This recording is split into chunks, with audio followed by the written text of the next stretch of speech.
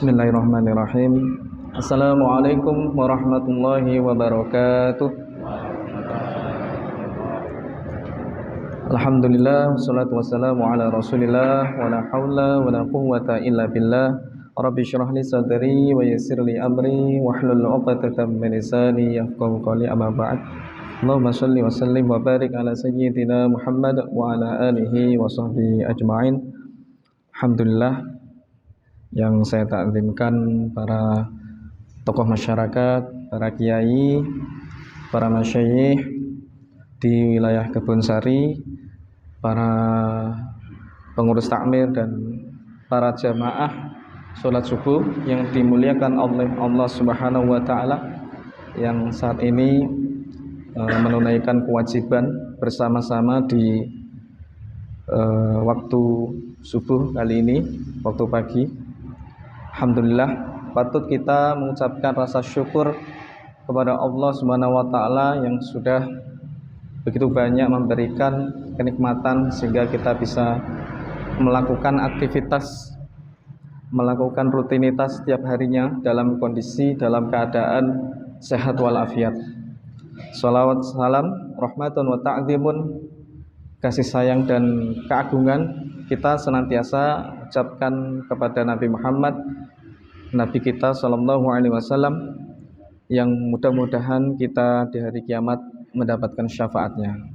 Kita diklaim, kita diakui sebagai umatnya baginda Rasulullah sallallahu alaihi wasallam. Baik, pada kesempatan kali ini Al-Fakir akan menyampaikan kaitannya dengan melakukan sebuah atau beberapa amalia kaitannya dengan diikuti dengan ruh. Qala al-musannifu rahimahullahu ta'ala wa nafa'ana bihi wa bi ulumihi fi daraini. Kaitannya dengan berbagai macam kegiatan atau aktivitas kita selama di dunia ini, ya, tidak lain dan tidak bukan kita adalah menyembah Allah, beribadah kepada Allah. Kita menjalankan kewajiban-kewajiban kita sebagai thalabul ilmi, ya, talibul ilmi, penuntut ilmu, sebagai kepala di bidangnya masing-masing, meskipun mengepalai dirinya sendiri, menjadi khalifah bagi dirinya sendiri. Mengapa masih banyak terjadi kejahatan atau kriminalitas di mana-mana, ya, di era modern seperti ini? Bahkan tidak hanya di era modern, ya, di era dulu-dulu sudah banyak sekali tindakan-tindakan atau sesuatu yang mungkin dirasa tidak tepat dan keluar dari jalur hukum, keluar dari jalur syariat agama. Syekh Ibnu Athaillah ngendikan di dalam kitab hikamnya, al-a'malu suwarun qa'imatun wa arwahuha wujudu siril ikhlasi fiha, bahwa seluruh amaliyah atau amalan perbuatan-perbuatan itu, ya, itu seperti bentuk, ya, bentuk atau wujudnya berdiri tegak, ya, seperti jisim atau jasad atau badan yang berdiri tegak, ya. Wujudu wa arwahuha wujudu siril ikhlasi, dan ruh-ruhnya merupakan wujud sir atau rahasia daripada keikhlasan. Berarti kalau ada ciptaan Allah, makhluk Allah, itu harus ada ruhnya. Kalau tidak ada ruhnya, maka tidak ada kebermanfaatan di dalamnya. Hanya sekedar jasad tetapi tidak ada ruh. Seperti halnya perbuatan kita, maka juga harus ada ruhnya.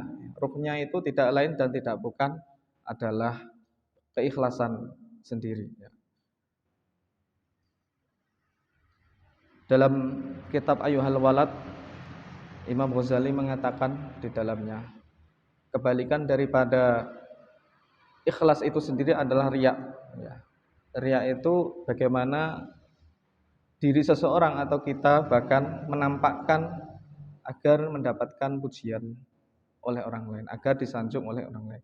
Sementara ikhlas itu dari bahasa Arab kholaso yang artinya murni, ya, meligi. Bahasa Jawa niku meligi, murni, bahwa bersih di dalam diri kita. Saat kita melakukan amalia-amalia kita, ya, itu berarti harus ada unsur ketaatan di dalamnya. Imtithalul awamir wajtinabun nawahi, itu menjalankan ketaatan-ketaatan, perintah-perintah Allah dan segera menjauhi, ya, menjauhkan diri dari apa-apa yang dilarang oleh Allah Subhanahu wa taala. Dalam kaitannya di sini Syekh Ibnu Athaillah Al-Iskandar membagi tingkat keikhlasan menjadi 3. Yang pertama adalah ikhlasul ubad. Ikhlasul ubad itu salamatu a'malihim minar riya al-jalli wal khafi. Ya. Ikhlasnya seorang hamba dalam menghambakan diri kepada Allah Subhanahu wa taala. Menghambakan diri maksudnya di sini adalah menyembah, yang selamat atau terhindar dari riya, baik itu khafi yang samar, jali atau yang terang, yang jelas. Yang riya itu entah di dalam hati tapi orang lain tidak tahu, atau mungkin muncul ditampakkan secara zahir. Nah, itu selamat dari itu. Goalnya atau orientasinya itu bukan mengarah pada hal demikian, bukan pada agar dipuji oleh orang lain, untuk ikhlas pada golongan ahli ibadah itu. Nah, golongan ahli ibadah itu dia orientasinya, tujuannya pada surga dan neraka, ya. Dalam arti di sini dia mengharapkan pahala, mengharapkan ujroh, ya. Juga takut terhadap siksaan yang ada di neraka, di alam akhirat nanti. Nah, ini ikhlas secara ibadah, ya. Secara hamba, dalam arti lain dia orientasinya bukan karena ingin sehat puasanya, bukan karena ingin diet, bukan karena ingin langsing dan sebagainya, tetapi juga orientasinya lebih-lebih pada mengharapkan pahala atau menghindarkan diri dari siksaan Allah Subhanahu wa taala. Ya. Ini tingkatan yang paling bawah, tetapi masih dinilai bagus. Tingkatan kedua di dalam kitab Al-Hikam itu dijelaskan ikhlasul muhibbin, yaitu ikhlasnya orang yang mencintai Allah tentunya. Ijlalan wa ta'ziman, yaitu dengan mengagungkan dan memuliakan. Dalam arti di sini kecintaan atau rasa mahabbah diri seseorang kepada Allah yang tujuannya tidak atau bukan pada pahala maupun siksa, tetapi melakukan suatu amaliyah itu karena Allah, betul-betul karena mengagungkan, karena mencintai Allah semata. Ini seperti halnya salah satu sufi yang paling masyhur, Sayyidah Rabi'ah Adawiyah, yang lahir di Basrah. Kemudian ada ikhlasul arifin, ini tingkatan tertinggi, ikhlasnya orang arif, orang yang bijak, bahwa orang yang pada level atau tingkatan ikhlasul arif, dirinya itu tidak berani, ya, mengakui kebaikannya dirinya sendiri, bahwa semuanya itu ada pada kekuasaan Allah Subhanahu wa taala. Jadi apapun yang diberikan, misalkan diri kita itu ada kepala, tangan, anggota tubuh yang lain, yang kita lakukan untuk membantu orang lain, itu semuanya murni pemberian Allah. Sehingga mereka pada tingkatan ikhlasul arif di sini, mereka, ya, seseorang siapapun itu tidak berani, ya, dalam arti tidak layak dan tidak pantas mengakui dirinya berbuat baik kepada orang lain. Karena semuanya seperti halnya kita memberikan sedekah, memberikan zakat, infak dan lain sebagainya, itu semuanya dari Allah Subhanahu wa taala. Ikhlasul arif, dia merasa tidak melakukan apa-apa karena merasa itu adalah sebuah kewajiban, dan mereka akan malu ketika hal itu diungkapkan atau di dalam hatinya, bahkan kalau itu dilakukan dalam kebaikan dirinya. Sesungguhnya semuanya itu sumbernya dari Allah Subhanahu wa taala yang memang harus ditanamkan di dalam diri pribadi oleh ikhlasul arif. Ini ikhlas yang paling tinggi. Baik ikhlas yang pertama, kedua dan ketiga semuanya baik. Apabila keikhlasan di tingkatan pertama, ikhlasul obad, kemudian ikhlasul muhibbin dan ikhlasul arifin. Nah, ini kalau diterapkan salah satu dari ketiga itu, maka insya Allah tidak ada terjadi tindakan-tindakan kriminal, tindakan kejahatan, maksiat dan sebagainya. Jadi begitu. Seperti halnya kita, kalau saya mengutip dari literatur teori barat itu ya, dalam hal berbicara itu ada 3 hal. Ini kalau mungkin Bapak Ibu pernah belajar teori Socrates ya, Aristoteles itu filsuf barat itu. Ada 3 macam orang itu berkomunikasi ya. Di level bawah, yaitu level orang awam, biasanya itu kalau berkomunikasi paling banyak membicarakan orang lain. Ya, itu level pertama adalah membicarakan orang lain. Mungkin yang paling banyak itu ngapunten biasanya perempuan, ibu-ibu. Yang paling banyak membicarakan orang lain. Ya, mungkin tonggone, nggih, sinten mawon lembut ya, dibicarakan setiap harinya. Ini tingkatan paling bawah dalam artian lain membicarakan orang lain. Ya kalau yang dibicarakan itu kebaikannya, yang dibicarakan adalah sisi buruknya. Ini. Tapi kalau di level kedua cara komunikasi itu membicarakan hal-hal yang terjadi. Mungkin ada kejadian peristiwa atau ada kegiatan dibicarakan, okay? Ada hal-hal mungkin berita apa atau terjadi musibah dan sebagainya itu dibicarakan. Ini di level atau tingkatan kedua. Kemudian cara komunikasi di level pertama ini adalah membicarakan tentang ide atau gagasan atau istilah lain konsep dalam kemajuan, misalnya kemajuan Kebun Sari ini bagaimana. Jadi yang dibicarakan itu peningkatan, kemajuan. Jadi tidak membicarakan orang lain, tidak hanya sekedar membicarakan masalah peristiwa dan sebagainya, tetapi membicarakan ide-ide atau gagasan untuk kemajuan sesuatu yang ingin dimajukan. Nah, begitu. Nah, ini berlandaskan keikhlasan di mana diri kita berada di manapun memang berat ya. Kita melakukan amaliyah itu memang tidak bisa langsung ikhlas. Jadi yang pertama memang tidak ikhlas dulu ya. Mau membaca Al-Qur'an ya. Yang penting baca Al-Qur'an dulu. Mau sholat, mau ibadah, mau sedekah, yang penting melakukan dulu. Terserah ikhlas atau tidak ikhlas itu urusan belakangan. Nanti lambat laun akan ikhlas dengan sendirinya. Karena itu terjadi secara terus-menerus dan terulang kembali akan menjadikan diri seorang itu berlatih ya untuk ikhlas, untuk murni di dalamnya. Ya. Seperti itu. Karena Allah Subhanahu wa taala di dalam hadisnya Rasulullah, okay, innallaha la yanzuru ila ajsatikum wala ila suwarikum walakin yanzuru ila qulubikum wa a'malikum.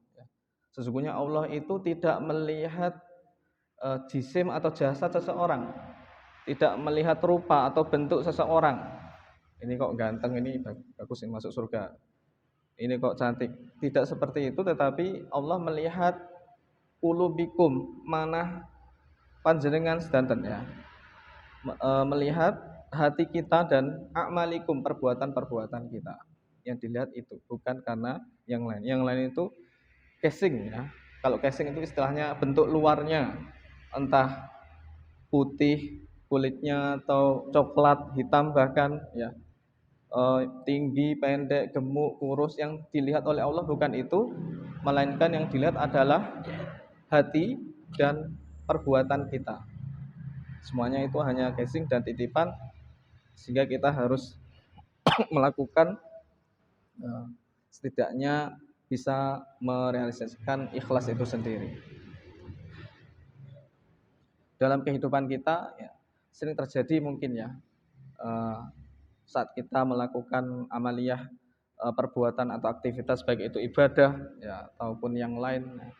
Ini biasanya diri kita itu belum ikhlas, ya, belum ikhlas, merasa terpaksa dengan tanggung jawab kita, amanah kita, karena yaitu belum terbentuk ikhlasnya. Tidak ada orang stres, tidak ada orang depresi. Insya Allah kalau sudah ikhlas, meskipun tugasnya banyak sekali ya, tanggungannya banyak sekali, itu insya Allah tidak ada stres, karena semuanya itu amanah atau pemberian dari Allah Subhanahu wa Ta'ala yang dia tidak berani. Ya ini berarti semuanya Allah, berarti kebaikan Allah yang harus dilakukan. Begitu. Bahkan salah satu kisah ya, Syahshon Haji itu pengarang kitab Jurumiyah. Itu beliau mengarang kitab Nahwu Jurumiyah. Itu bukan orang Arab, itu orang Maroko ya. Orang di kota Fes, daerah di negara Maroko. Beliau mengabadikan karyanya matan Jurumiyah. Jurumiyah di sini adalah kitab kaidah bahasa Arab yang dinikmati oleh umat di dunia ya, secara meluas. Dengan keikhlasannya beliau itu ya, kalau kita lihat di kitab Kaprawi, ini syarahnya kitab Jurumiyah, itu mengatakan bahwa Syahshon Haji ya, pengarang kitab Jurumiyah, itu saat menulis ya, itu menghadap kiblat, meniatkan diri karena Allah Subhanahu wa Ta'ala. Saat itu beliau membuktikan apabila kitab Jurumiyah ini saya tidak ikhlas, ini membuktikannya kitabnya dibuang di tengah lautan. Ya, diabadikan dalam kitab Kafrawi itu ingkana kholison liwajhillah fala yablu. Ya, ingkana kholison liwajhillahi fala yablu. Ya. Jika ini murni, ya kitab yang saya karang ini berdasarkan keikhlasan saya, Allah ya, di mata Allah, dalam pandangan Allah, maka kalau jika tidak ikhlas, pasti ini basah. Ya. Tapi hal itu, ya, qadarullah, ya, kuasa Allah, kitab yang dikarang oleh Syahshon Haji tidak basah sedikit pun, seperti halnya sebagaimana sebelum dijatuhkan di lautan.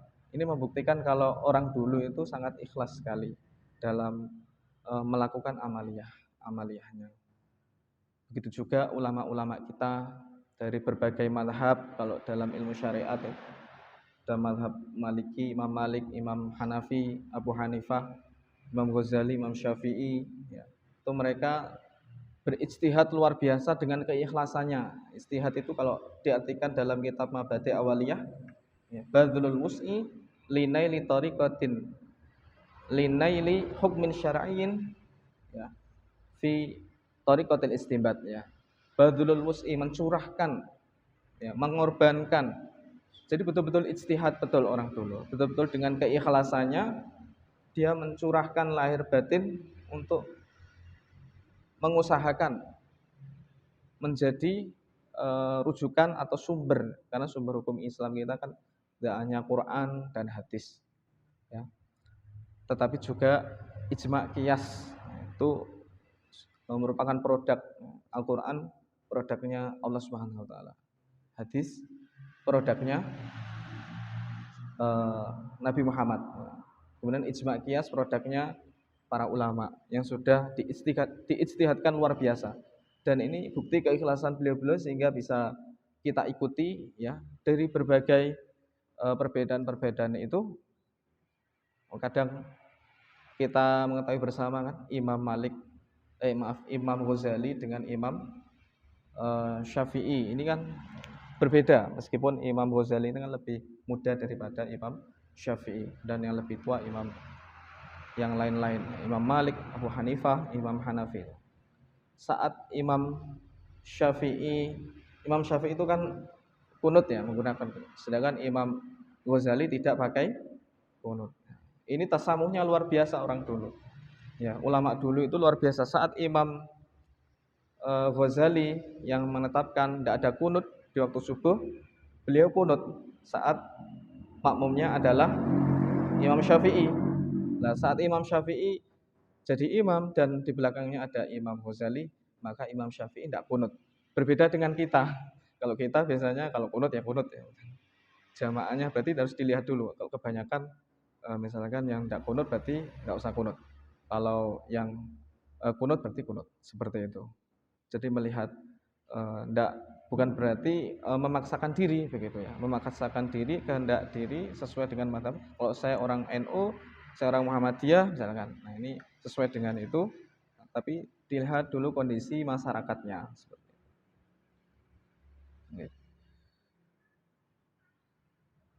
Jadi begitu pentingnya ya, karena keikhlasan itu adalah sebuah ruh ya, yang harus ditanamkan di dalam diri seseorang ya.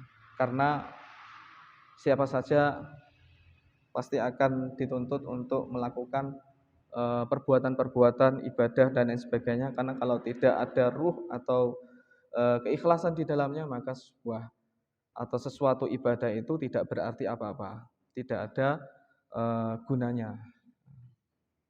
Wallahu a'lam bishawab. Wallahu muwaffiq ila aqwamit thoriq. Hadanallahu wa iyyakum. Wassalamualaikum warahmatullahi wabarakatuh. A'udzu billahi minasyaitonir rajim. Bismillahirrahmanirrahim. Allahumma shalli wa sallim ala sayyidina Muhammad wa ala ali sayyidina Muhammad walhamdulillahi rabbil alamin. Allahumma anta maqsuduna wa ridhaka matlubuna a'tina mahabbataka wa ma'rifatak. Allahumma shalli ala sayyidina Muhammadin sunatan tunjina biha min jamil ahwani wal afat wa taqdi lana biha jami'al hajat wa tutahhiruna biha min jami'is sayiat wa tarfa'una biha indaka 'ala darajat wa tuballighuna bi aqsal ghayat min jamil khairati fil hayati wa ba'dal mamat. Allahumma ighfir lana dhunubana wa liwalidina warhamhum kama rabbawna shighara. Rabbana hab lana min azwajina wa dhurriyyatina qurrata a'yun waj'alna lil muttaqina imama. Allahumma anzil ya Allah lailatul qadri mubarakatan wa rahmah wa maghfiratan bi rahmatika ya arhamar rahimin. Allahumma barik lana fi syahri Ramadan. Allahumma barik lana fi syahri Ramadan. Allahumma barik lana fi syahri Ramadan. Rabbana atina fid dunya hasanah fil akhirati hasanah wa qina adzabannar. Wa sallallahu ala sayyidina Muhammad wa ala alihi washabbihi wasallam walhamdulillahi rabbil alamin. Bismillahirrahmanirrahim. Fatihah.